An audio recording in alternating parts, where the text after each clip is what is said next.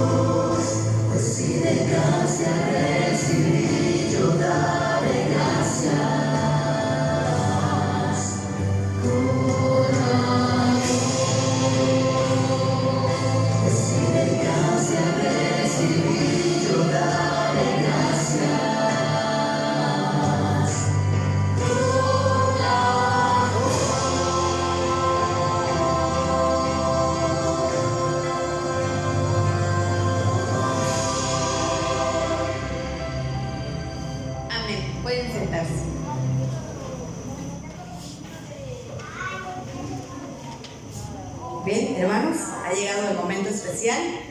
¿Cuántos conocen al hermano Isaías? Bueno, para los que no lo conocían, nuestro hermano Isaías, él es nuestro hermano que va a estar con nosotros durante toda la semana. Ya ayer, ¿verdad?, nos dio una probadita. Hoy continuará con nosotros, así que le damos la bienvenida y esperemos en Dios, ¿verdad?, que podamos estar reverentes delante de su presencia.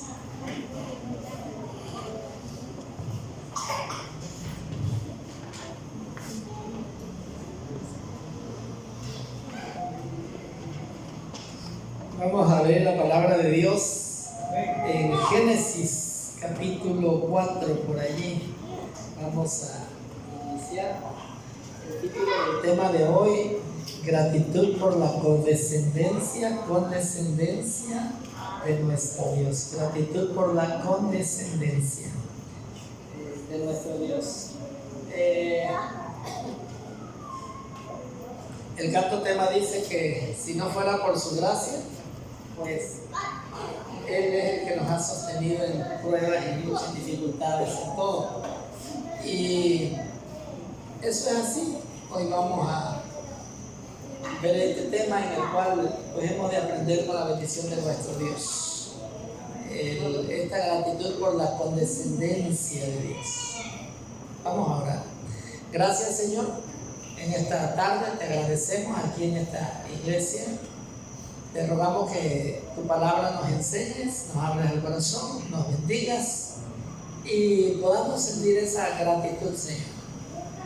Que no solamente la iglesia debería sentirlo, sino toda la tierra alabe a Jehová. Y hoy vamos a ver por qué, oh Dios. Enséñanos en tu palabra, en Jesús nuestro Señor. Amén. Amén.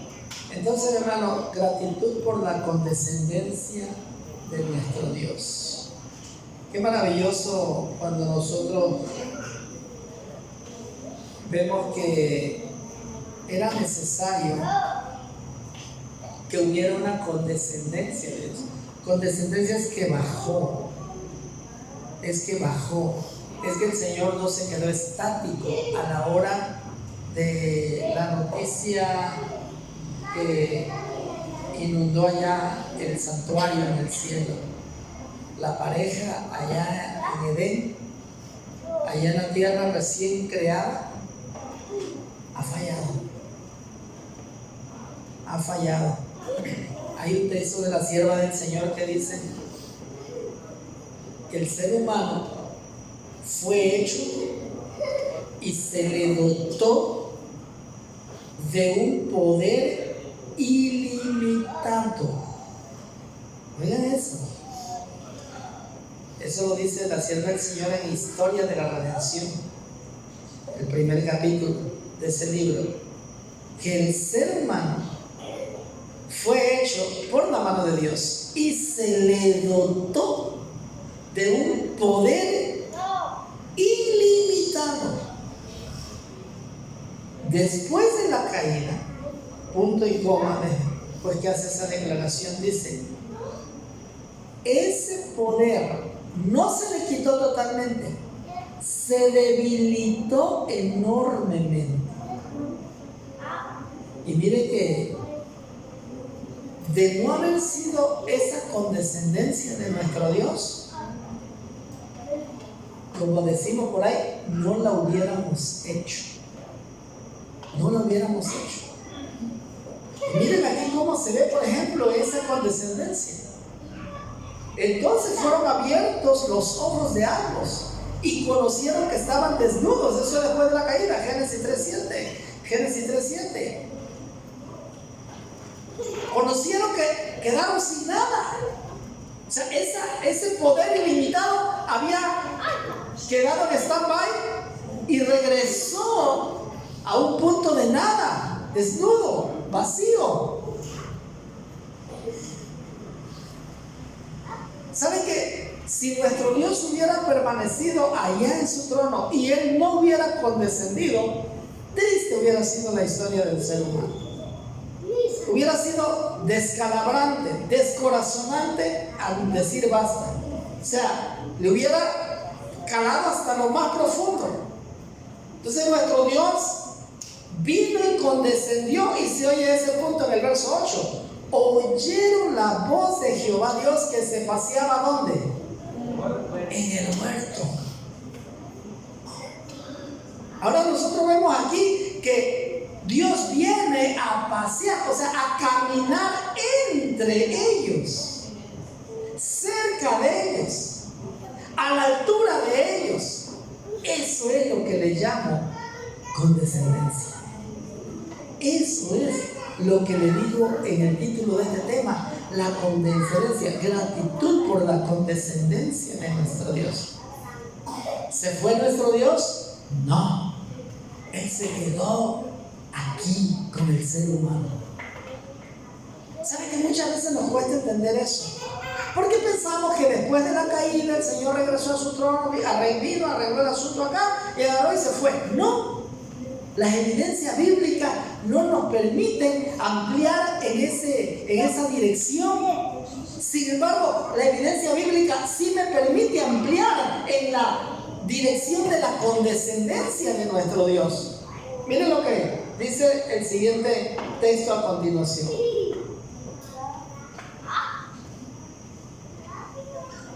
Génesis 4. Vino andando el tiempo, la familia de Adán se empezó a multiplicar. Vino Abel, vino Caín, Abel. Y en el verso 4 vemos algo donde vemos que la condescendencia de nuestro Dios sigue ahí. Miren, y Abel trajo también de los primogénitos de sus ovejas, de lo más gordo de ella, en el caso de la ofrenda en gratitud que Abel trajo ante nuestro Dios. Pero miren la acción de nuestro Dios. Y miró Jehová con agrado a Abel y a su ofrenda. Enfócate en la palabra. Y miró Jehová. Amén. ¿A quién miró? A Abel. Pero Abel lo veía porque es el que llegaba a la iglesia, el que predicaba, el que se vestía bonito, el que se portaba bien. Un momento, es el mismo lenguaje que usa para la ofrenda de Caín. Es el mismito, mira el verso 5. Pero no miró. ¿Nota eso? En el sentido es, mira, miró la de Abel y miró también la de quién. Entonces, ¿a qué altura estaba nuestro Dios? ¿Nuestro Dios estaba acá arriba o estaba a nivel de los hombres?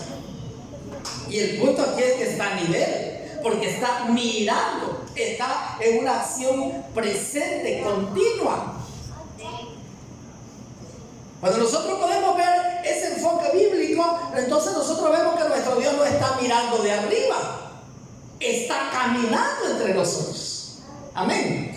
Está caminando entre Abel, entre Caín. Mira y mira. ¿Sí se dan cuenta?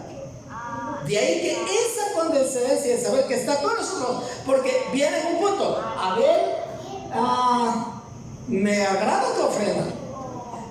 Caí, espérate. ¿Por qué te enojas? ¿Date cuenta que estás a su altura? ¿Por qué cambia tu rostro? ¿Por qué te veo bravo? ¿Por qué te veo debilitado en tu persona? Ven, Caín. Tranquilo, hijo. No vayas a hacer, eso que vas a hacer, ten cuidado, porque hay cosas que van a pasar, hijo. Dense cuenta que cuando Jehová mira, es porque está cerca, y cuando está cerca, viene para platicar, para tener compañerismo, para tener esa confamiliaridad, como mi familia, como mi hijo, como mi hija, como platicamos con un amigo. Porque en Génesis capítulo 4 se ve ese tema. No dice nada más, y no miró con agrado la ofrenda de Caín. Porque no es eso lo que quiere decir el texto. El texto dice, no miró con agrado la ofrenda de Caín. Pero inmediatamente después dice, Caín, ¿por qué se ha desnudado tu rostro? Empieza una plática. Lo cual entonces vemos que no mira para condenar, mira para salvar. ¿Sí se dan cuenta? Entonces decimos, Abel miró la ofrenda de Abel, pero miró con agrado la ofrenda de Abel, miró a Caín, pero lo miró para salvarlo. Amén. Ese es el punto en el cual la condescendencia de Dios está entre nosotros. Y qué bueno, bendito sea nuestro Dios. Y por eso, al traer ofrenda de gratitud, hermano, pensemos en este tema. Siguiente diapositiva. Porque adivina que tengo en mi día especial de mañana. Berseba. Cumplo años. ¿Qué pasó en Berseba? El desierto de Berseba. Ahí pasó algo que a nosotros nos deja ver, y por eso le digo, podemos ahondar en el tema bíblicamente de la condescendencia de nuestro Dios. A ver, ¿en qué lugar se le presenta a Agar nuestro Dios? ¿Se le presentó en el templo o en la casa de Abraham? ¿Se le presentó allá en las llanuras de Jerusalén? No, se le presentó a Agar. ¿Y quién era Agar? Una egipcia.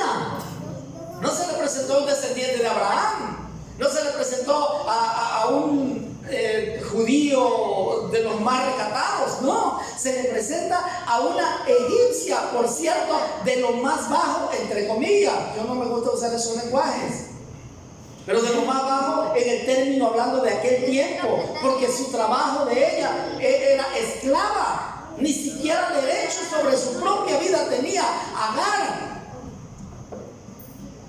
Cuando está en esta escena, Agar está huyendo de su ama Sara, la esposa de Abraham. ¿Por qué está huyendo? Porque había quedado embarazada de Abraham debido a ese asunto en el cual Sara tuvo que influir en ello, y después tuvo que encontrarse huyendo de Sara.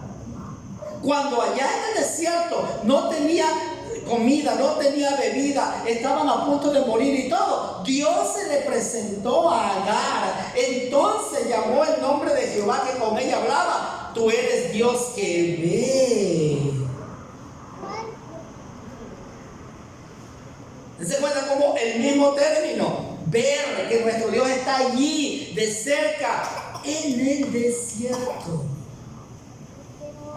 Agar, la sierva, el trabajo más, la mujer representativa de la área más humilde que nadie quiere. Además, muchas veces los esclavos de aquel tiempo no eran esclavos por su voluntad, eran esclavos normalmente porque los bandas armadas o otras naciones llegaban, guerreaban, saqueaban y guardaban las personas más saludables, más fuertes, para venderlas como esclavos.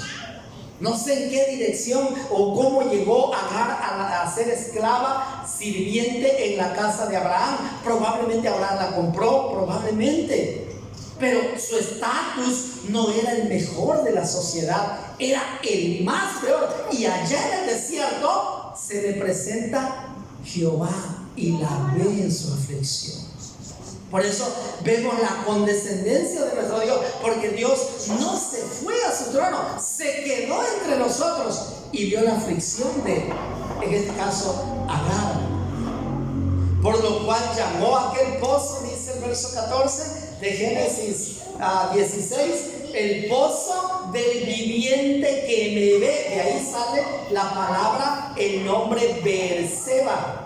Por eso escogí el título para esta diapositiva, Beerseba, porque Beerseba es el pozo del viviente que me ve. Esa es su traducción, dando a entender: aquí me encontró mi Dios, aquí estuve con mi Dios, aquí mi Dios me miró, aquí vi que Dios no está allá, está aquí. Entonces la condescendencia, Dios no está allá. El gran problema de la religión babilónica de los últimos días es que a Dios te lo presenta allá y que solo se le presenta a los que están encumbrados espiritualmente. Pero en la teología bíblica nosotros no vemos eso. Nosotros lo que vemos es a un Dios que está aquí, y no solamente con Abraham, sino también con Agar, allá la esclava en el desierto. Ese es el punto de la condescendencia de nuestro Dios. Dios se quedó con nosotros.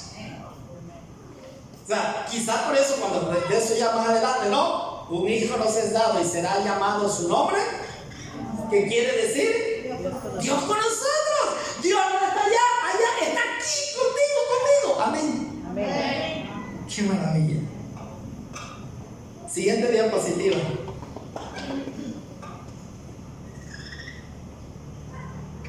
Siguiente diapositiva. La zarza. ¿Se acuerdan que nuestro Dios se le apareció a Moisés cuando lo iba a mandar a liberar a su pueblo? ¿A dónde se le presentó? En la montaña del Sinaí, en las faldas de la montaña. ¿Qué fue lo que le llamó la atención a Moisés? Y el por qué se acercó hasta allá. Uno, veía un fuego. ¿Y que ese fuego estaba en una zarza? Y veía que la zarza ardía, pero no qué. Pero no se consumía. Interesante, porque nosotros, nuestro Dios escogió manifestarse a Moisés. No se le manifestó en la peña más redondeada y hermosa de la montaña del Sinaí, la más alisada. No se le presentó en el pico más sobresaliente. Se le presentó en la ladera pedregosa y en un débil o fuerte, o como le quieran llamar, espino que ardía y no se consumía. Eso le llamó la atención, porque tocó la lógica. La lógica: si yo le echo fuego a esto, ¿qué va a pasar? Se va a consumir. Si le echo fuego a eso, ¿qué va a pasar? Se va a consumir. Si le echo fuego a una naranja que ya está media seca, ¿qué va a pasar con la naranja? Se va a consumir. ¿Cómo es que no se consume el espino? ¿Sabe, mi hermano, qué representa el espino?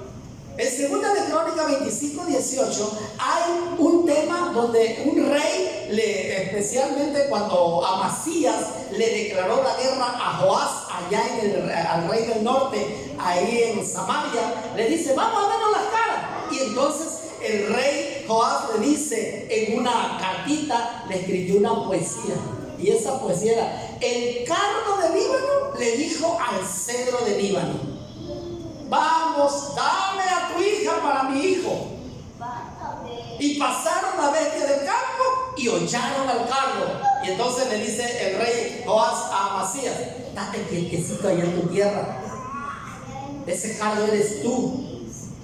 Nada más que se te subió el orgullo porque acabas de ganar una victoria contra los de Edom. Y por esa victoria que tuviste contra los de Edom, piensa que vas a hacer lo mismo conmigo. Te vas a morir. No vas a poder conmigo. Pero ¿por qué les traigo esta historia? Porque dice: el cardo que estaba en el Líbano le habló al cedro que estaba en el Líbano. El cedro era el rey. ¿El cardo quién era? Lo más bajo. Entonces, ¿quién representa la zarza? ¿A quién representa?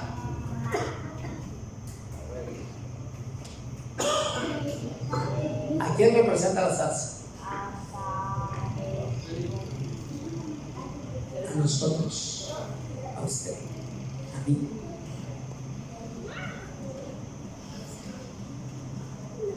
Y el fuego de Dios sobre la zarza, sin consumirse, en la condescendencia de Dios, caminando en este mundo, sin consumir a su creación. Escuchen, el fuego de Dios sobre la zarza es la condescendencia donde Dios bajó, se quedó con los hombres, pero sin consumir al hombre.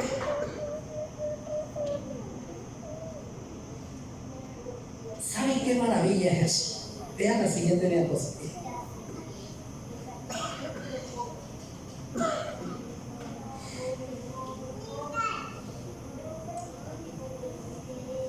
Muy bien. ¿Qué ven ahí? Los espinos es mi qué? ¿Por qué será que se le ocurrió a los romanos tejer una corona de espinas? ¿Por qué poner una corona de espinas en la cabeza de nuestro Salvador, en su frente sagrada? Porque éramos nosotros con quienes había convivido nuestro Dios, quienes le íbamos a llevar a la cruz del Calvario. Amén. Esas espinas nos representan a nosotros. Siguiente diapositiva. Arder y no consumirse. Desde que entró el pecado, la condescendencia de nuestro Dios vino y se quedó con la humanidad. No se fue. Esa teología barata, babilónica, de que Dios está allá y que solo se presenta al que está preparado, es una teología barata que solo satisface los ardides del enemigo de cómo entrampar a las almas en los últimos días. Porque si aquel mi vecino supiera que Dios está con él, podría abrirse ante nuestro Dios allí en su casa, en su diario vivir, y decirle: Señor, yo sé que estás aquí. El predicador acaba de abrir la Biblia y acaba de mostrarme que tú no estás lejos, que estás aquí. ¿Y quién soy yo, Señor, para que estés cerca de mí? Y podría el hombre con toda tranquilidad y con todo su corazón caer ante nuestro Dios allí en la montaña, en el campo, en el río, cuando anda buceando, pescando, cuando anda gileando su hacienda, su maíz, cuando anda cosechando su limón, y decirle: Señor, si tú estás tan cerca de mí, en las espinas de este limón, me puedo dar cuenta que tú estás cerca de mí. Y el hombre hallaría que podría platicar con Dios en el diario vivir. Amén. El hombre hallaría que podría platicar con nuestro Dios. Por eso la creación no fue consumida. Por eso representaba la condescendencia, la luz poderosa de nuestro Dios en una salsa que somos nosotros, y vivir con nosotros sin consumirnos a nosotros. El planeta de hoy se sostiene sin consumirse, porque la gloria de Dios está, vamos a llamarla, difuminada, de tal manera que la presencia de Dios está en tu vida. Haga latir tu corazón, tu mente, tu ser, haga correr tu sangre por tus venas, y no te consuma, y no me consuma. Amén. Amén. Qué maravilla. Siguiente diapositiva. En toda circunstancia que te pueda pasar en la vida, en accidente, en peligro, en vida quebrada, en cualquier circunstancia, nuestro Dios no está lejos. Él está muy cerca.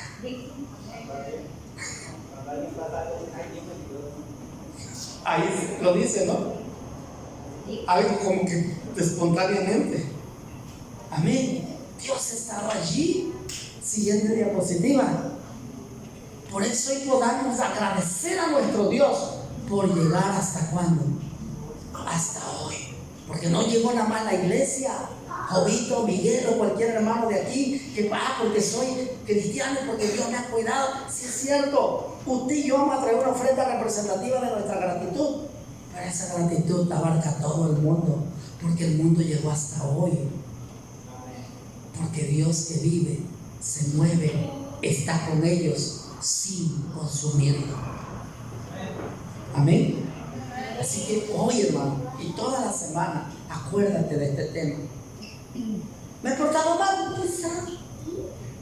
pero yo llegué hasta hoy y le puedo dar gracias a mi Dios. Amén. Ha habido malos pensamientos, sí los ha habido, pero estoy hasta hoy, aquí estoy. Amén. Han pasado escenas en mi corazón, desastres en mi vida, pero aquí estoy, papá. Muchas gracias, porque no me ha consumido. Amén. Acuérdate de las espinas. Acuérdate que no somos mejores que ellos. Nos representa perfectamente. Y también representa que Dios puede hacerte vivir, moverte, tener tu hogar, tus hijos, salir a trabajar, regresar del trabajo, tener comida, tener las bendiciones, volver, crear, expandirte por la gloria de Dios. Amén. Traigamos nuestra ofrenda a Dios y digámosle: gracias, Señor. Que Dios bendiga su palabra.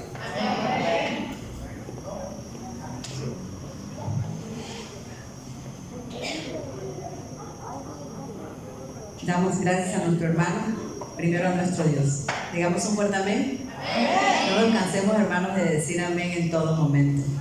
Damos gracias a nuestro Dios, ¿verdad? Ya tenemos aquí nuestra primera ofrenda de gratitud que han traído nuestros hermanos, así que durante la semana vamos a ir trayendo, ¿verdad?, nuestras ofrendas.